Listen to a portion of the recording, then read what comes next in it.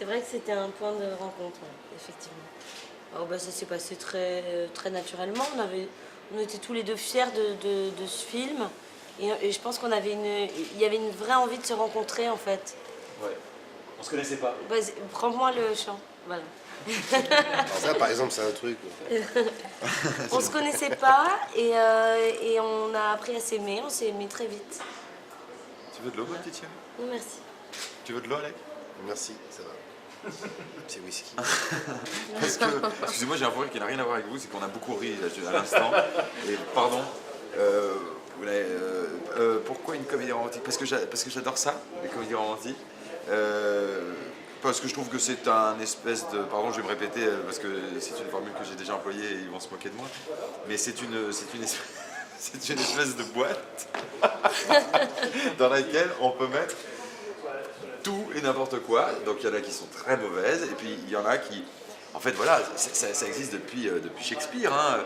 On sait qu'à la fin, il va sûrement y avoir un tendre baiser.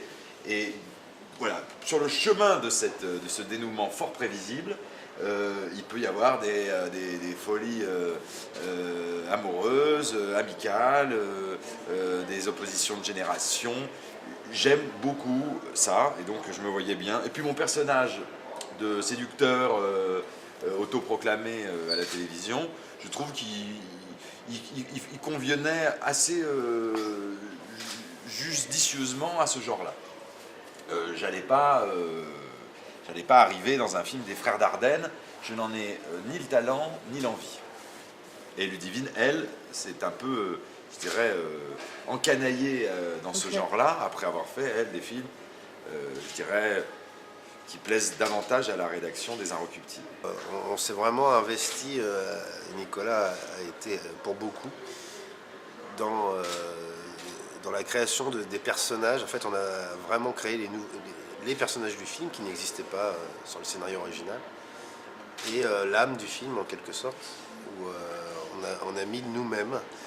Et effectivement, il parlait d'une boîte, on pourrait dire une structure, on pourrait dire plein de choses, mais je crois qu'on a vraiment mis notre personnalité dedans ensemble en écrivant, et ensuite en le jouant ensemble avec Ludivine, qui a apporté aussi beaucoup d'exigences sur les textes, les dialogues, sur les intentions, sur qui est cette fille. Enfin, voilà, en fait, c'est le vrai boulot quand on est auteur, quand on est comédien, c'est de donner de la vérité, donner du sens, donner de la sincérité, donner de l'émotion. Tout ça n'est pas qu'une boîte. On peut faire une comédie romantique qui ne prenne pas le spectateur pour un nain. Un imbécile, tu veux dire? Pour un imbécile. Oh pardon, mais excuse-moi, mais il y a un message qui est le même pour tous ces films-là et qui n'est fort que si c'est réussi. C'est celui qui consiste à rappeler aux gens que c'est merveilleux d'être transporté par des sentiments profonds. Et ce message-là, il est certes très classique, mais il n'en est pas moins fondamental. Ouais. Voilà. Ça vaut le coup de s'écouter et de risquer de se réconcilier pour vivre une histoire qu'on mérite. Ce qui est super avec les comédies romantiques, c'est que ça a l'air léger et juste un divertissement. Et que quand ça vous touche très profondément. Oui, exactement. C'est incroyable.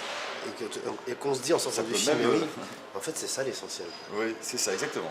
Exactement. Il y a même d'ailleurs déjà des témoignages de spectateurs qui sont venus et qui sont, comment dire, étreints par un trouble dans leur vie à deux, dans tout ça, qui repensent à leurs ex, qui se demandent s'ils n'ont pas été un peu trop pragmatiques sur les ruptures, s'ils n'ont pas fait un peu le choix du lâche, comme on dit.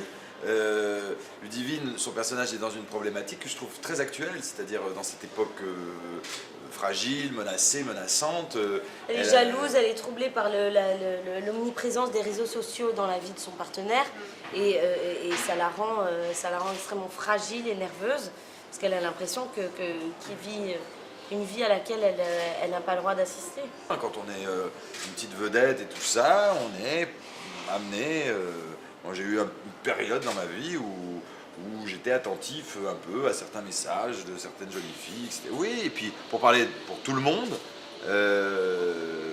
quand je n'étais absolument pas connu, je m'étais baladé, j'ai même fait des rencontres. Non, mais c'est pour ça que je dis que c'est basé là-dessus, parce que Facebook, c'est vraiment basé là-dessus. C'est la séduction, enfin, on est soit une proie, soit une tentation, enfin, en tout cas, c'est pour ça aussi que ça s'est étendu au monde entier. C'est parce que ça, en fait, ça touche au désir de chacun. On a beaucoup dit que Facebook n'était pas un site de rencontre. On peut en faire, cet usage-là. Vraiment. Je C'est connais comme ça très qu'il a peu de gens construit. qui, à un moment donné, enfin très peu de mes camarades qui... oui, ça a été problématique. C'est ce qu'on appelle l'infidélité virtuelle, c'est quelque chose qui fait des ravages. J'ai vu il n'y a pas longtemps d'ailleurs un reportage très amusant sur TF1 qui allait dans ce sens-là. C'est des gens qui font pas... On passe pas forcément à l'acte. Mais je comprends très bien le personnage de Julie. Oui, il y a des dizaines de femmes, par exemple, sur les forums féminins, qui s'interrogent sur la double vie de leur conjoint et qui même vont jusqu'à espionner les ordinateurs de leur mec pour savoir ce qui s'y passe vraiment. Et c'est vrai que les angoisses de Julie, pour ça, elles sont très modernes. Puis un autre petit message, si vous voulez, qui est un peu chrétien et qui m'arrange, c'est qu'on peut avoir mené une vie de séducteur, de patachon, et tomber très amoureux, et avoir envie d'avoir une vie... c'est ce que je dis au personnage de Julie dans le film. J'ai fait beaucoup de brouillons, mais c'était pour trouver le chef-d'œuvre. C'est mon chef-d'œuvre. Moi, dans le Dans le film. Il est dans une disposition que j'ai moi-même traversée, c'est-à-dire un garçon qui est à la recherche de la femme de sa vie. La différence entre un queutard et un séducteur, c'est la différence entre Don Juan et Casanova. C'est une différence qui est vieille comme l'histoire du libertinage, c'est-à-dire que le queutard couche pour coucher. Le séducteur, encore une fois, multiplie les rencontres à la recherche d'une aventure ultime, qui parfois n'est qu'un mirage, n'est qu'une illusion. Mais il essaye et il croit trouver dans chaque aventure, fût-elle fréquente, fût-elle brève, il croit y trouver le salut. C'est un peu un télo ce que je dis là, mais c'est une disposition dans laquelle j'étais. Je ne vous raconterai pas ma vie privée, mais je suis quelqu'un de relativement rassasié. Et idéaliste. Et idéaliste, tout à fait. Après, évidemment, la névrose, la pathologie, dont Julie est convaincue que je souffre dans le film, c'est que le type croit toujours qu'il y a mieux demain, qu'il y a mieux ailleurs, et que la femme de sa vie n'est finalement pas celle-ci, mais celle-là. C'est une maladie dont beaucoup de mes camarades depuis longtemps sont parfois atteints, et beaucoup d'hommes de manière générale. Il est très difficile dans une époque comme la nôtre, qui est une époque libertaire, qu'on le veuille ou non, où on peut divorcer, où on peut coucher sans se marier. On peut coucher avec une appli internet. On peut Couche dans ton quartier. Ça existe. Enfin, je connais pas le nom exact, mais ça existe. C'est très difficile de ne pas se dire, tiens, et si c'était pas la prochaine, ou si c'était pas le prochain. Il y a une sorte d'époque qui encourage à la boulimie. Julie est convaincue que je n'arrêterai jamais. Et le film nous dit, eh ben si. Ce film-là, par exemple, avant que Nicolas arrive, on s'est dit, bon, c'est mort. Ça faisait 4-5 mois qu'on faisait le scénario, le premier truc avec mon caméscope VHS. Et d'un coup, waouh, t'écris, voilà, tu penses à tes personnages, tu écris les dialogues, tu fais le scénario en fait.